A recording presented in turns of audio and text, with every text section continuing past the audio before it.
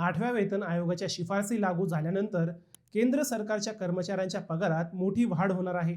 आता नुकतेच 8व्या वेतन आयोगाने आपले संकेतस्थळ चालू केले आहे।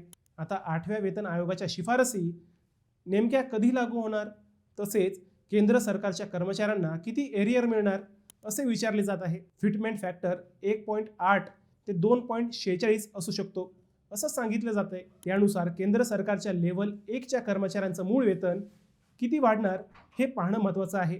फिटमेंट फॅक्टर 1.8 ग्राह्य धरल्यास लेव्हल 1च्या कर्मचाऱ्यांचं मूळ वेतन 18,000 रुपयांवरून 32,400 रुपये होऊ शकतं। या सूत्रानुसार मूळ वेतन 80% वाढेल, त्याचवेळी महागाई भत्ता 0 होईल।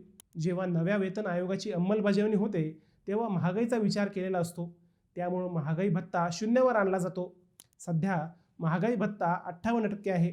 8व्या वेतन आयोगाकडून केंद्र सरकारला 18 महिन्यात शिफारशी सादर केल्या जातील।